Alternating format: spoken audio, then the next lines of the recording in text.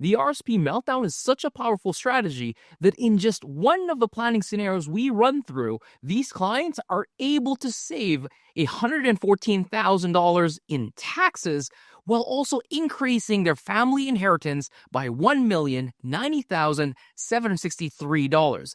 And guess what? That's not even the best one. Stay tuned to learn more. Does an RSP meltdown really make sense for most Canadians? Will it make sense for you? Will it continue to make sense in 2025? All questions that I see in the comments.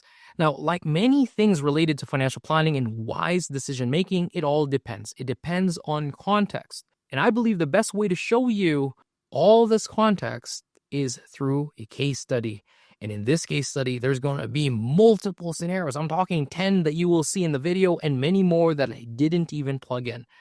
I hope to give you context by showing you the slight tweaks that can make the RSP meltdown more or less effective. This video is focused on couples trying to decide which accounts they should withdraw from first. The couple in this case study is a family that has about $1.5 million in combined registered accounts, plus they have other assets. I will share a tip here that is far more important than the tax savings that you'll learn. Watch that at the end. This is going to be a long video. Be sure to save it or maybe even email it or share it to yourself so you can come back and finish it later. You might even need to watch this a few times. I'll do my call to action early so that I don't have to remember and go through that later. Like, comment, subscribe. Now, I guess before I ask you to do all those things, my name is Hervin. I'm a fee-for-service financial planner specializing in retirement income planning. We're located right here in Cowtown. We work with retirees all over the country, but if you're local, come meet us. We have an office in Lower Mount Royal, right on 17th Avenue. The address is 432909 17th Avenue Southwest. If you find this series helpful, be sure to like the video, subscribe, and for goodness sakes, give me feedback, ask questions in the comments. Apparently, that's how YouTube knows a video is worth sharing to other retirees. Since I don't want to hold anything back, I wanted to just cover as much as I can in this video. So pay attention to the timestamps below. You may have already seen my other playlist videos. So feel free to skip if you've seen the first video talking about the basics of the meltdown. If you need a reminder, watch everything. Here's what we will break down. In case this is your first time hearing about the RSP meltdown, I'll still make sure that I go over the basics.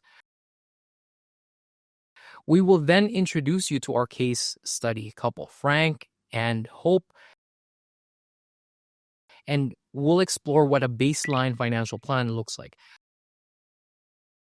We will then show you our basic RSP meltdown, ignoring all other retirement planning choice you may have in your arsenal or they may have in their arsenal. After that, I will point out the limitations and the issue that they would run into and changes that would make the RSP meltdown more or less effective for them. We do that analysis by comparing lifetime taxes, total estate, and estate after taxes, and seeing when that break even occurs. We will analyze all of that, and then we will begin talking about further optimization that we can make to make the RSP meltdown even more effective. I will walk you through what I call the lazy meltdown, then filling up the tax bracket, doing an aggressive meltdown, and then showing you the impact of filling up the TFSA if that's available versus looking at a non-registered account if that's already been maxed out. I will also show you how an RSP meltdown would potentially make things easier for your spouse if you were to predecease them. I'll also then add a scenario about other retirement planning ideas that are more important than just understanding the meltdown. I promise you need to pay attention to that. Stay tuned. Don't skip ahead. Watch the video first before you jump to that. So before we dive into all of that, I want to make sure that you understand that this strategy, like every strategy, has its limitations, and I am in no way encouraging you to implement anything that's discussed here. This is just a jumping off point for you to have a better conversation with your financial advisor and your financial planner. Do not do anything here without first speaking to a qualified advisor who really knows who you are, because there's other non-financial aspects in your life that would eliminate or make a strategy more effective. See, you can be efficient on the spreadsheet, but still be totally wrong in real life. I am a financial advisor. I am a financial planner, but I am not your financial advisor. Please, whatever you hear from the internet, even from me, take with a grain of salt. With all that preamble, grab yourself a cup of coffee and let's go. Let's pretend you haven't seen any of the videos. I'll go through the basics. If you've seen them, skip ahead. Now, what is an RRSP meltdown? And what makes an RRSP meltdown worth considering? My hope is that by now, you know how an RRSP works. If not, check the links. We have an article in our website. There's a blog for that, and come back here afterward. What I'm about to explain applies to RRSPs and RIFs and other locked registered accounts. An RRSP meltdown works by shifting your tax timing. If it's cheaper to pay the tax now, then pay it now. If it's cheaper to pay the tax later, then pay it later. Your RRSP is excellent because it grows tax deferred until you make withdrawals. That is then added to all other income sources. So if it's cheaper for you to pay taxes on your RRSP sooner, you should do so by making it available as an early source of income or withdrawing funds from it, even if you don't need it, so that you can then reinvest it in the TFSA or a non-registered account, preferably a joint non-registered account if we're looking at spouses. So why would you want to do all of this? Here are the main benefits. One, lowering your lifetime taxes by distributing your income over a longer period of time. Lowering the estate taxes, and it could potentially even reduce OAS clawbacks and maximize what you get from the government. I'll use a super simple example first. We have not gotten into our case study yet, but you need to understand this before we even introduce you to the pretend clients. Let's say you and your spouse already have $30,000 each in taxable income, pre-tax, okay? Whether that's coming from pensions, OAS, or CPP, or maybe even rental income. If we look at the Alberta tax brackets for 2025, $30K each, you will both be in the bottom bracket at 25%. In fact, you can both earn an extra $27,375 on top of that $30K without moving you to the second tax bracket of 30.5%. You see, as your income increases, you climb up the marginal tax ladder. What happens then if you decide to withdraw all of your RRSPs? All of that will be added to your taxable income. If you had $500,000 each, that would push your tax bracket to 48%. So it's not a good idea. By breaking up your withdrawals or by deferring your income over time, you can keep yourself in a lower tax bracket, reducing your overall tax liability. However, when you pass, there is no future years for you to defer to. If you and your spouse both have $500,000 each, if they pass before you do, you can receive that $500,000 on a rollover basis, assuming you are the only beneficiary. All of that will roll over to you without any taxes. But what if now you have that $1 million and you passed away with no surviving spouse? All of that is taxable income, and it will bump you into the top marginal tax bracket, and you'll pay about 50% in taxes depending on your province of residence. So congratulations. If that happens, you just made the CRA your largest beneficiary. Let's rewind this to the first tax bracket scenario. The main idea behind the RRSP meltdown is if you can make extra withdrawals from your RRSP, as long as you stay within your current marginal tax rate without going up, it might be more efficient. Earlier, we pretended that you are already earning $30,000 each or $60,000 pre-tax.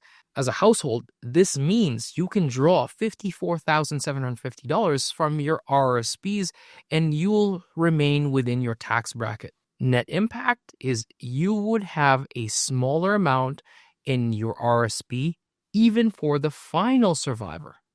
So that is the basics of this. Now let's expand this through our case study in the 10 scenarios that I will break down as enhancements and sub-comparisons for you. Let's meet our client case study, Frank and Hope. Remember, this is an amalgamation of different clients. This is not one specific family. Let's go back to that. Both of them are 65. They have 3 children, Marcus, James, and Sophia. In this version, we will assume that neither of them have pensions. In another video, perhaps we will check how a defined benefit would affect these strategies. They were about to turn on their CPP and OAS, but they were leaning on us to tell them whether it's a good idea or not. Now, this isn't always the case. We get some clients who have already turned on their government benefits before consulting with us. I would say if you haven't done so, it's wise to check with someone to see if it's a good idea for you to pull the trigger on your CPP or OAS right now. But for now, let's assume they haven't turned it on yet, and we will make that part of their review. Their current assets are as follows. They have $750,000 each in their RRSPs. They've also maxed out their TFSAs and now have $110,000 for each of their accounts. Their non-registered investments add up to about $100,000 for each of them. Their home was also recently valued at $900,000, and that is 100% mortgage-free. Their government benefits are as follows. For their CPP, we are assuming a 56% of maximum, which is about the average benefit for Canadians. They've also been residents of Canada their whole adult lives, so they would qualify for the maximum old age security benefit. They told me that they would be happy if they could spend $6,000 a month after taxes, since they're actually spending very close to that right now and they can still travel. But I really would say that most people that are asking questions like this, they're afraid to pull the trigger on retirement because they don't even know if they have enough. Let me do a sidebar here for you, because this is a case study. I'll move on and I'll just show the numbers. But when I met these clients, I actually pushed them back quite a bit because I already have a suspicion that they would overshoot this target. I'm doing this video purely on efficiency, but these clients, when I first met them, they were very much overshadowed by fear and confusion. Remember, I'm pulling this case study from a bunch of different families and I'm amalgamating it, but it's really important that you understand this. You may be experiencing that same feeling and you just doubt what's possible. I reassure you, it's a normal feeling. I've met people with 4, 5, 14 million in assets and they still have varying levels of insecurity.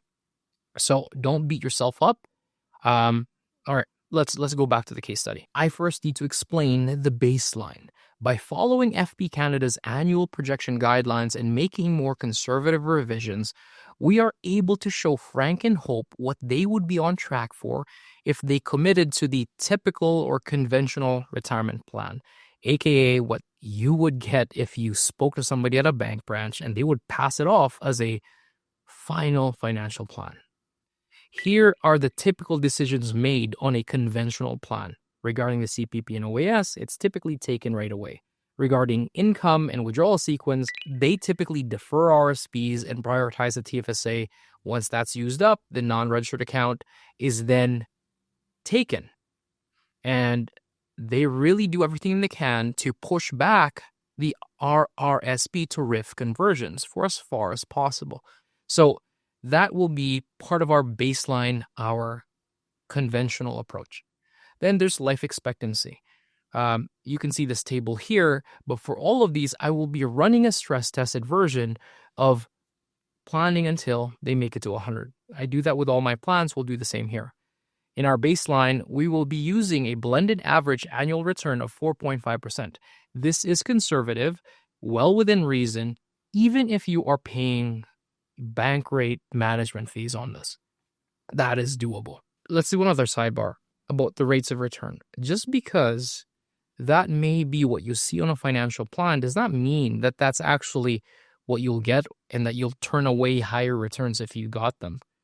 This becomes your minimum required rate of return. Think of it this way. Even if Frank and Hope only earn a measly 4.5% annually, they can still retire and do the things that they want. They can retire today and stay retired. That's what we're trying to figure out. If you are seeing or building a plan for yourself and it hinges on a 7 or 8% return, I will be very, very wary.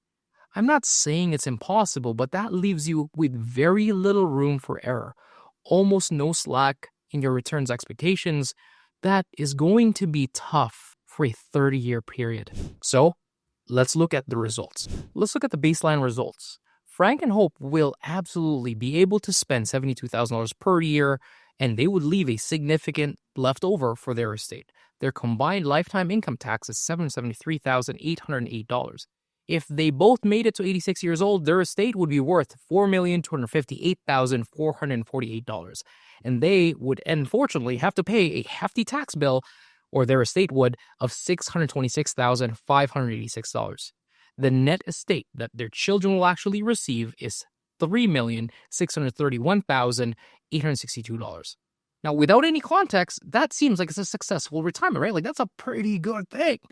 If they became centenarians, their final estate would be even larger, $5,276,830. Massive. So let me know, do you think that is a good retirement? Because we are about to improve it. Let's talk about the lazy meltdown first. Now, see, I call this the lazy meltdown because we don't do any calculations on tax brackets or make withdrawals to invest. You simply decide to prioritize making withdrawals from your RRSP first before any other accounts. You need to understand this. From this point onwards in this whole video, since our goal is to draw down the RRSP, we assume that they are fully converted into RIFs. So if I say RRSP or RIF throughout this video, I'm using it interchangeably. It's actually being illustrated as a RIF. This video somewhere here will explain why I can get away with that. It breaks down the RRSP and the RIF conversion when you need to do that. All right, let's go back. So the lifetime tax of the lazy meltdown is $665,256. That is $108,000 less compared to the conventional approach. Let's look at the estate at age 86. $4,231,047. That looks like it's a little less than the conventional approach, right? However, it's significantly cheaper tax-wise. The tax on the estate is $163,000 less compared to the conventional approach. The final estate, after taxes are considered, meaning what the kids will actually receive, is $3,768,000.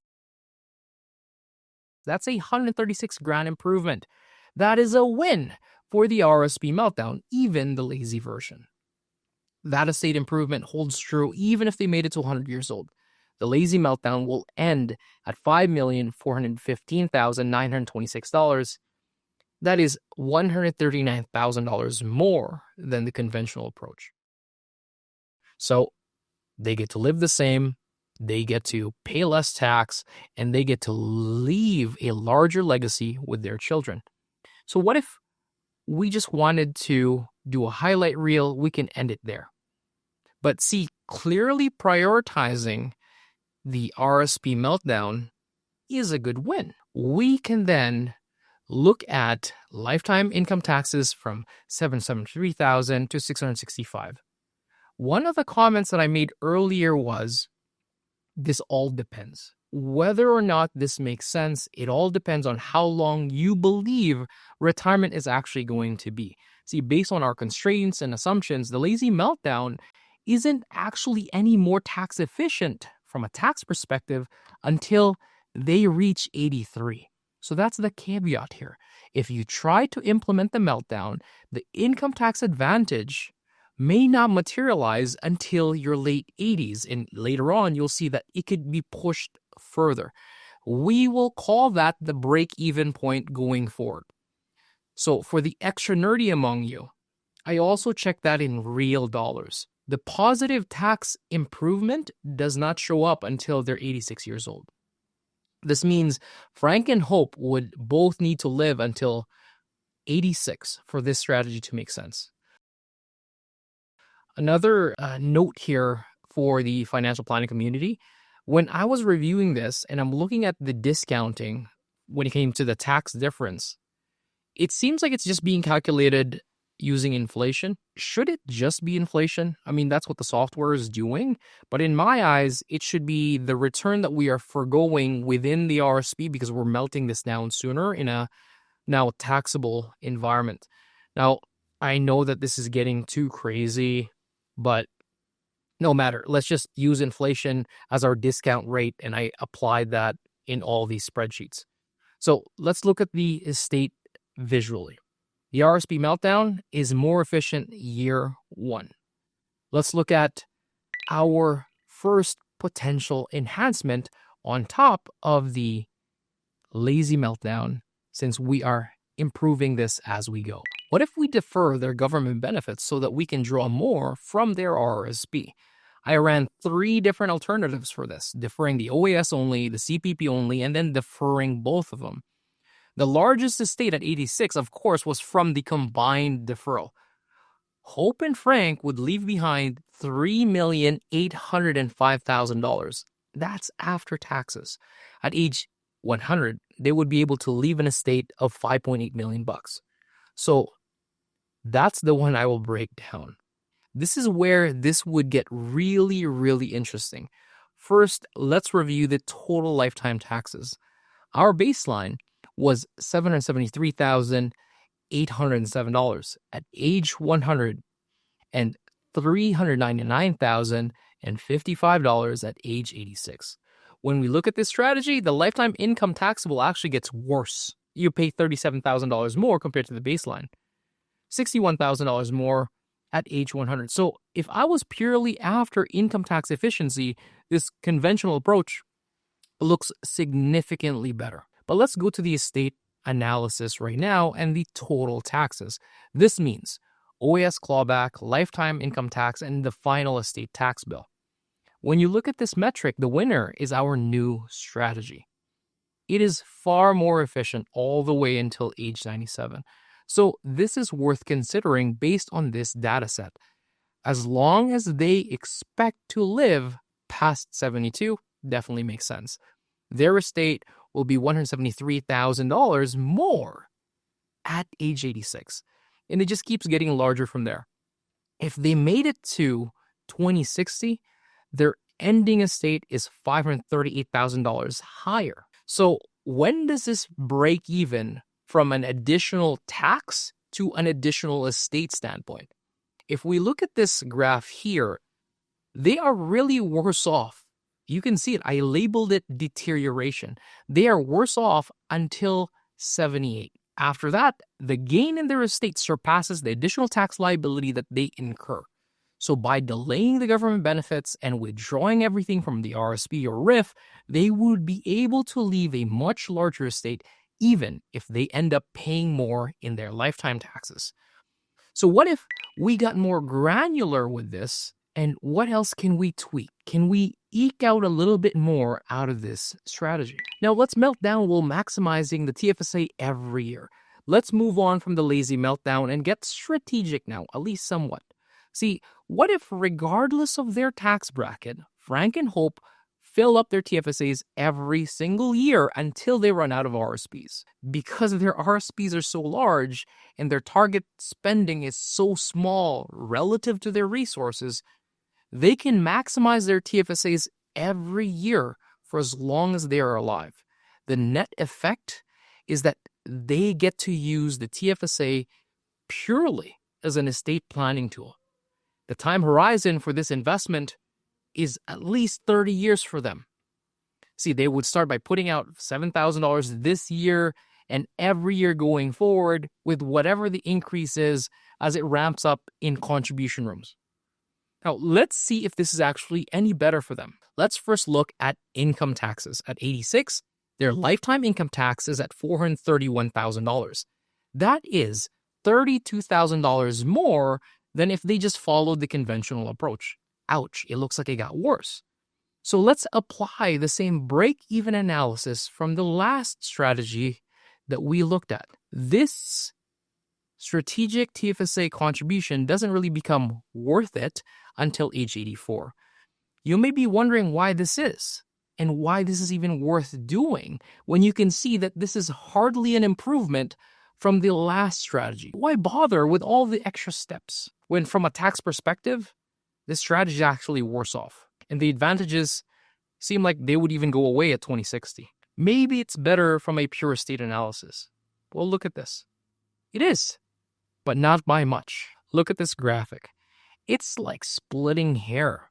$21,000 of improvement at 86 and $8,000 at 2060. When you're looking at a $3.8 million estate, that's a rounding error. That's a small tick in the afternoon trading hours. But see, this is really why the strategy gets more powerful. It's about the behavioral impact and the psychological benefits that this unlocks for you. And look at this right now. What if the TFSA was looked at purely as an estate planning tool? Let's look at a systematic RRSP meltdown and treating the TFSA purely as a growth vehicle.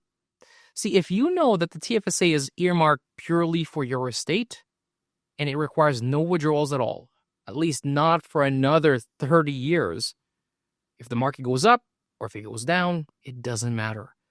You are a net buyer of assets in this TFSA.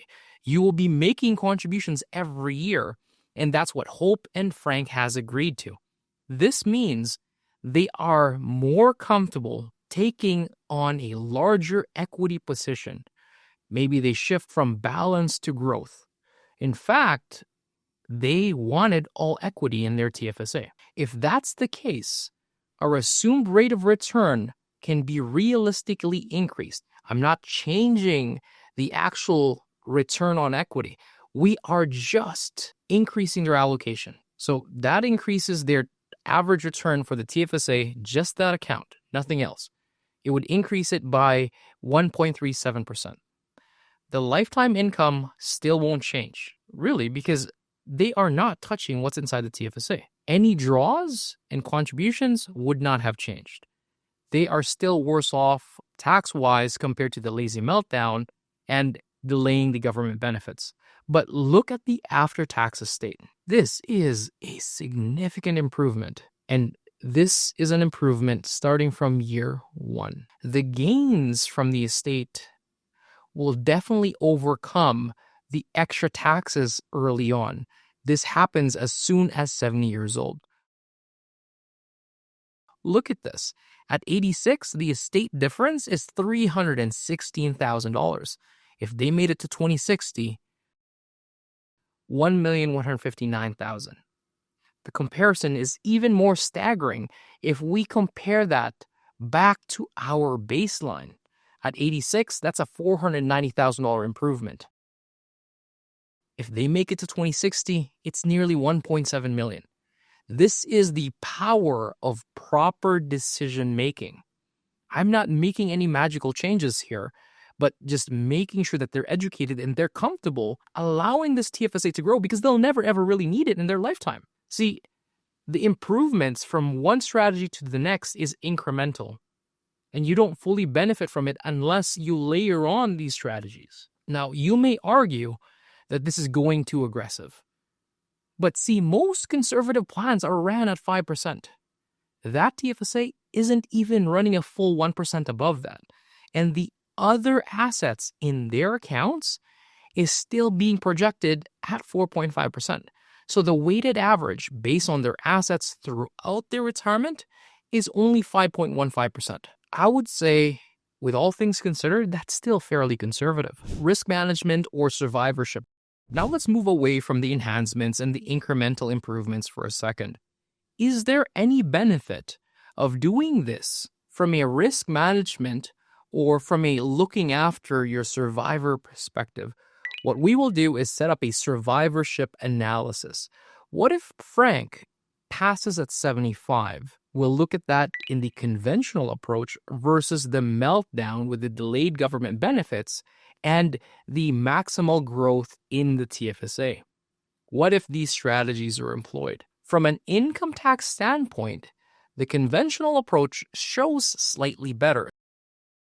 That's because our main meltdown strategy forces Hope, I guess not force, but it makes Hope withdraw extra cash from RSPs to make TFSA contributions. The thing is, she can keep doing this, but there is no real tax savings until she is 94 years old. That's not a strategy I would bank on if that's all I was after. The reason for this is that as a widow, she does not have anyone to split her income with past 75. This increases the effective tax rate for her when looking at the same income requirement. The OAS also does not have a survivorship benefit, so she needs to take that from her own savings to keep up. The CPP survivor benefit will only replace a portion of Frank's CPP. So there's a few reasons why this becomes more difficult to do when she's a widow. When we look at the estate, there is still no denying it. There's a big gap in benefit. It still makes sense to do the meltdown because this is a $404,000 difference at 86 and $1.1 million if she makes it to 2060. I understand that this is still heavily driven by the estate comparison.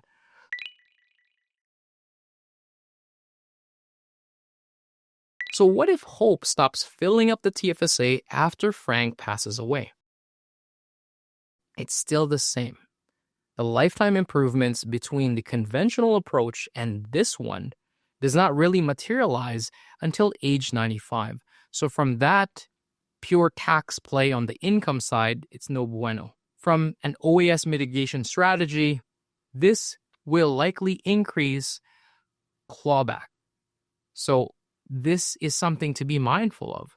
If I was consulting with Hope as a widow, all I can do is show her the impact of what happens if we do this. The survivorship projections are there to stress test strategies. It's there to look at risk management a little bit more closely. Now, based on these facts, Hope was not in any real risk of running out of money or not being able to maintain her lifestyle.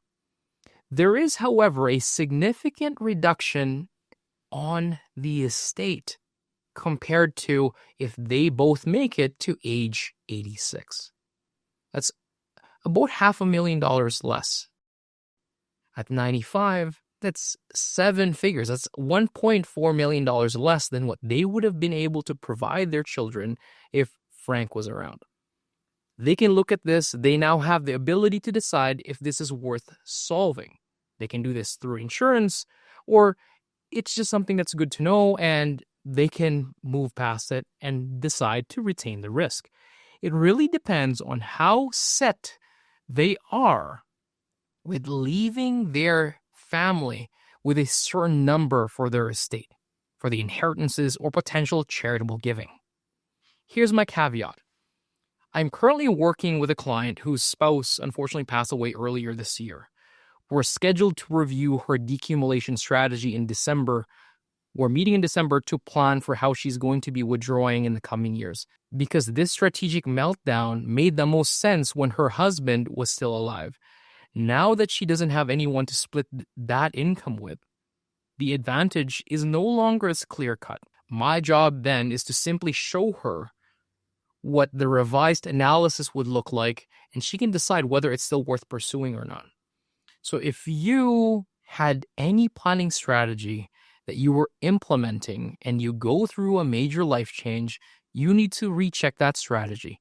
It may no longer be optimal, not just from a risk standpoint, but there may be better outcomes available to you now. Let's review this more aggressive meltdown. So far, our best result has come from maximizing the TFSA every year. We haven't done the tax bracket targeting that I talked about earlier in this video. Now, will the estate and their taxes improve if we follow a slightly more accelerated meltdown? I'll show you 2 versions of this. The first one is filling up the first tax bracket, and an even more aggressive version, filling up the second tax bracket until all of the RRSPs are drawn out.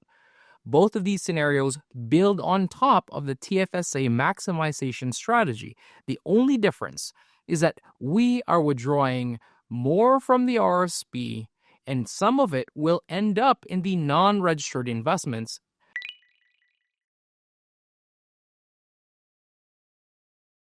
So you can see that in scenario 9, we draw $50,000 each from Hope and Frank's RRSP.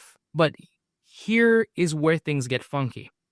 At age 70, I cannot restrict the withdrawals enough to stay within that tax bracket for two reasons. Number one, the CPP and OAS must be taken at 70. I can't defer it any further. Number two, the RRSP minimums must be taken and they exceed what I'm targeting for that first tax bracket.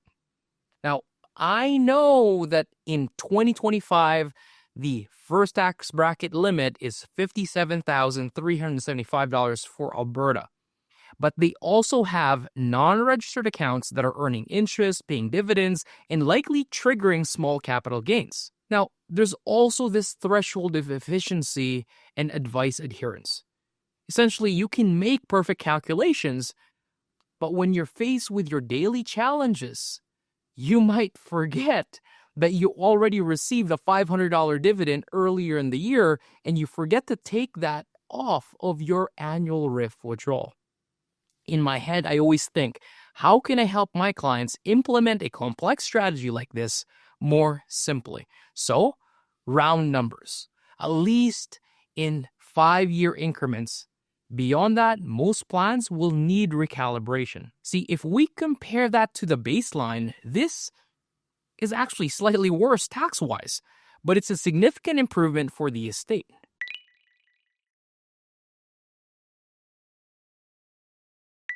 Let's go to the slightly more aggressive approach.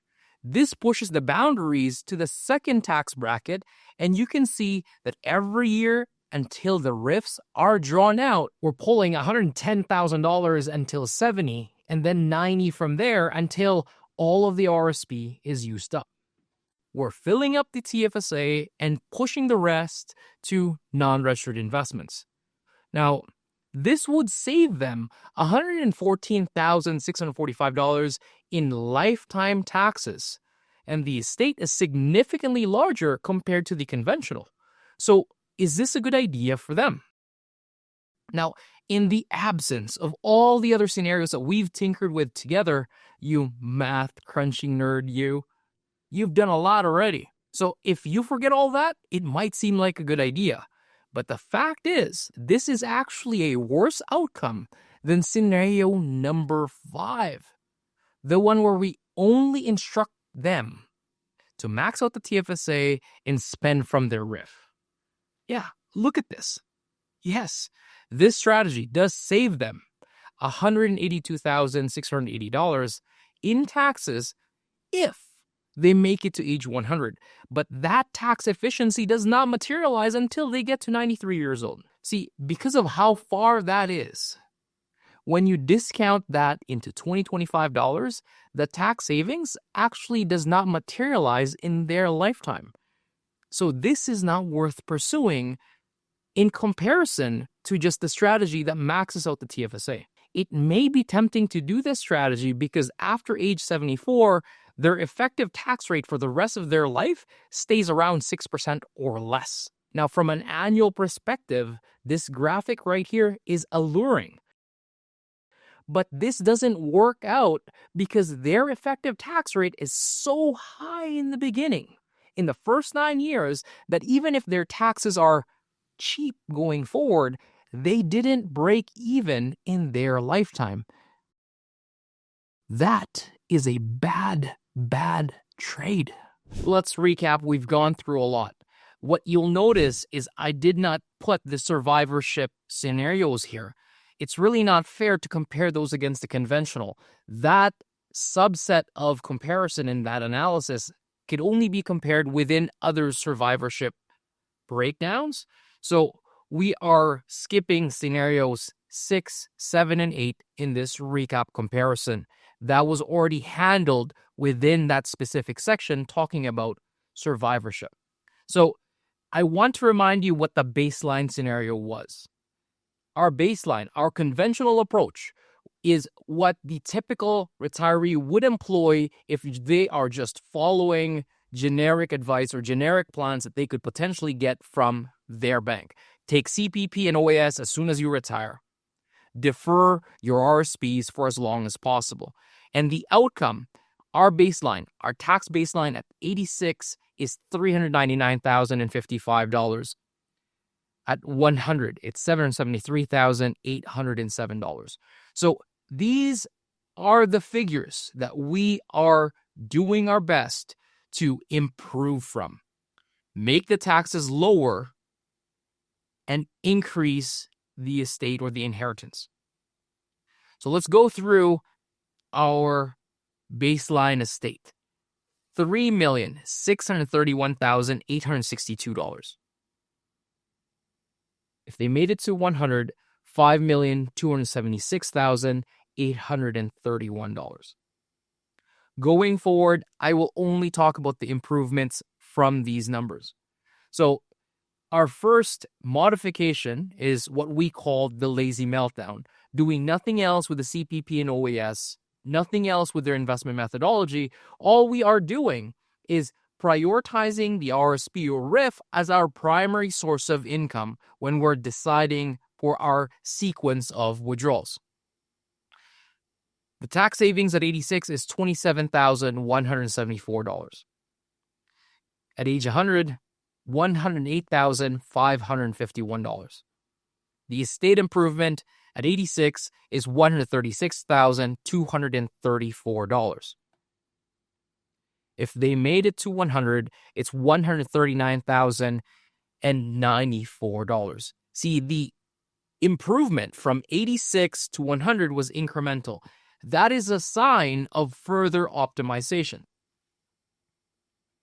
So let's move on to the next optimization item, which is deferring the government benefits. CPP and OAS is taken at 70 in these scenarios. It makes taxes worse at 86. They will pay $37,488 more. At age 100, $61,550,000 or $61,550 compared to the conventional approach. But it's still worth it from an estate perspective because at 86, they increased their estate by $173,385. At age 100, that's larger at $538,000 of improvement. So how can we make that a little bit better? The next step is doing the same thing, living off of the RIF and RSPs, but this time carving out enough money to fill up the TFSA every year as it's being indexed over time. CPP and OAS, you'll notice, has been kept at the most optimal based on our scenario so far, taking them at 70. The tax increase, it gets worse. At 86, they will pay $32,000 more. If they make it to 100, it's $25,000 more. See, the improvements and deterioration is not constant. It depends on the timing. It depends on when you're comparing it. So the estate is larger by carving out a TFSA account without making any changes to their investment methodology. It increases the estate by $340,749 at 86 years old, $546,767 if they make it to 100. So if we stop here, this is already significant improvements for them. But what if we make it clear that our methodology for the TFSA is no longer going to be the same as every other account? We are a net buyer of assets. We're net investors within that specific account. Time horizon is potentially 30 years. And as long as you're comfortable with the volatility because you're not really making withdrawals from it, it's safe to assume you can actually increase your equity allocation in your portfolio. I know that the slides say 6%. Remember that the actual return was 5.87. We're rounding up just to keep it tighter on the PowerPoint. The taxes are still the same. Nothing changed from scenario 4 to scenario 5 because we're only tilting our allocation. Still worse off at $68,000 at age 100. Estate improvement, $490,000 at 86, and a staggering $1,697,000 if they made it to 2060. Their lifestyle goes unchanged. All they need to do is get comfortable with the fact that if I don't need to touch the TFSA, why do I need to put it in cash? Now, we skip all the way to scenario 9 and look at the aggressive RRSP meltdowns. Scenario 9 is somewhat aggressive. We are making extra withdrawals to fill up the first tax bracket. This increases their taxes by $31,000 at 86. At 100, $25,000 more compared to the conventional. The estate, $340,000 larger at 86, and $1,135,471 at age 100. If that was good, if that improved it a little bit compared to the conventional by filling up the first bracket, maybe we can even get more aggressive with it, and that's what scenario 10 was all about. Filling up the second tax bracket. Tax is more expensive at 86, $31,000 more. But it does provide a significant tax savings of $114,000. Pretty good so far, right? The estate, it improves by $136,000 at 86. Now, before I continue, this is worse than the previous scenario. Remember, in scenario 9, the improvement was $340,000. So let me skip ahead. The estate in this strategy is also worse off compared to just filling up the first tax bracket. This goes to show you that just because you are doing more, it doesn't mean automatically that things get better for you. So let me move on to what I would say, what you really need to take away from this video, as well as the limitations when you're reviewing this so that you are aware and you're not making decisions blindly. So here are the limitations that you need to understand when you're looking at a case study like this. First of all, I'll repeat myself. Nothing that you see here directly applies to you. Even if your name is both Frank and Hope, even if you have the exact same balances, there's going to be context in your life that could change the scenarios one way or another to see which strategy is more favorable. A simple life change, a simple change in assumption that was not present in this case study. Like, what if you have other sources of income? Pensions, rental income. And of course, what if your life expectancy is different?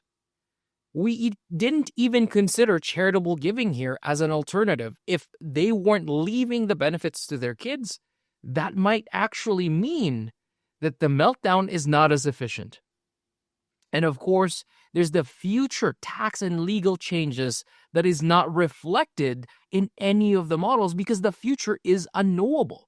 We're making these decisions with the best information that we have today, which, regardless of how good we are at this, incomplete.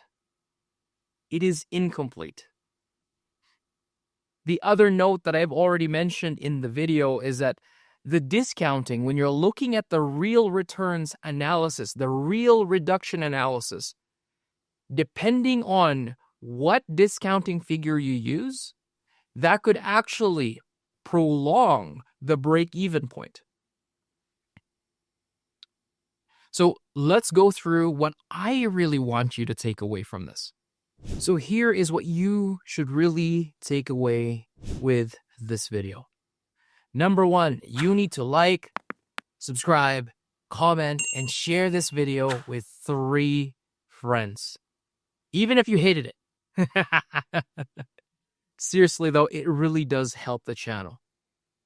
Number 2, every strategy has a boundary condition. And there's going to be a point of diminishing improvements or diminishing returns. There will come a point where it doesn't get any better. The next thing you need to understand is you need to recalibrate your plan over time. These models were built based on information, rules, and analysis that is available today. Your life changes over time. Your view will change over time. Your goals.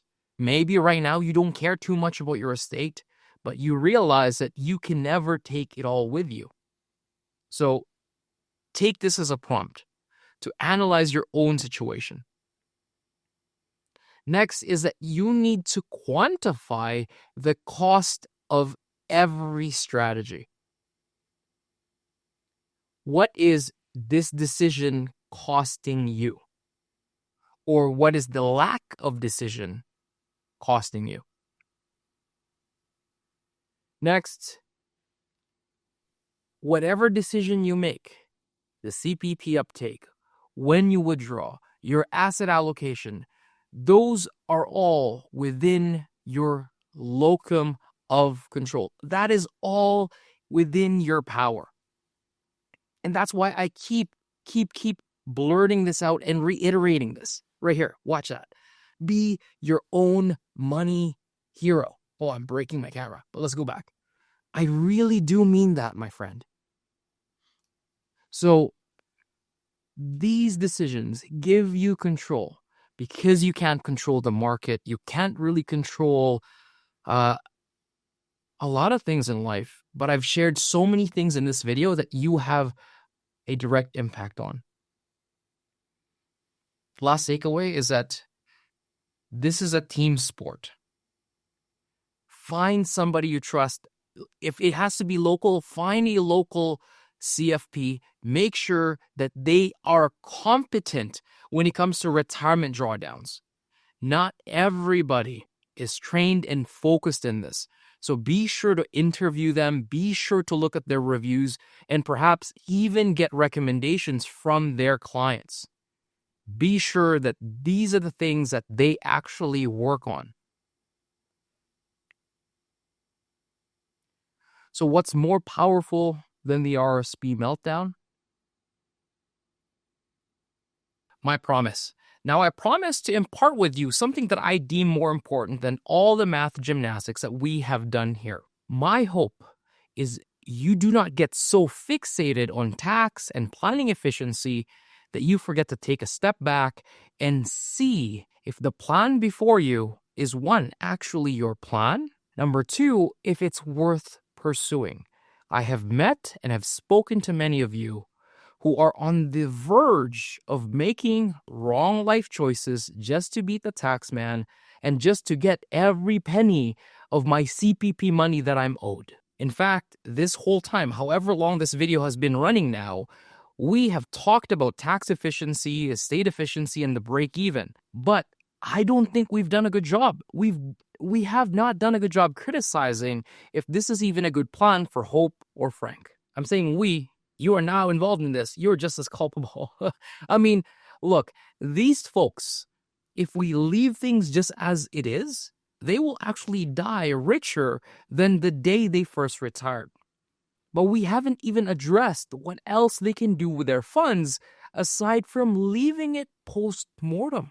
Is it possible that they can give while they live and share those memories with their loved ones? Now, earlier I told you that they have 3 kids. Do all 3 of them need that inheritance? Or is it possible that there is a child or grandchild that needs help right now? Of course, we haven't done anything really wrong. We've solved for enough. Frank and Hope will not outlive their money. But that is not where planning ends. That's not what makes a successful financial plan. See, finding out that you have enough gives us the privilege to check if you can actually live larger or give larger. In other words, after we have solved for enough, the real adventure in your retirement actually begins. It's when we can then take a look at stewardship and true generosity. Now, if that resonates with you and you want the clarity that comes with enough, the clarity that comes with the confidence of having enough, you may want to take this relationship to the next level. Come meet with me and my team. We can be your sidekick. The first consultation is always at our cost. Simply visit awarefinancial.ca and you will see an apply for consultation button. It's pink, you can't miss it. Now, let's go back to Frank and Hope. This is not the last time we will see them. Now that we know that they have enough, we will explore what it looks like for them to embrace the go-go, the slow-go, and the no-go years of retirement instead of having a flat spending for their whole life. That will follow after our RRSP meltdown case study for a single individual. I also want to leave you with additional resources. I want to give you a checklist. I call it a retirement audit, but a client has downloaded it, brought it to my office, and they told me that this was actually a mindfulness check-in that they have shared with their friends. You can get a copy of that for free at retirementAudit.ca. If you haven't done so already, like this video, share, subscribe, do all the social media things. This took dozens of hours of prep time and editing time from my team, so your engagement will truly help. I appreciate you. Until next time, God bless you, happy planning, happy retirement, and do not forget, you are your own money hero. The next videos that will help you will pop up right now. Until next time, bye!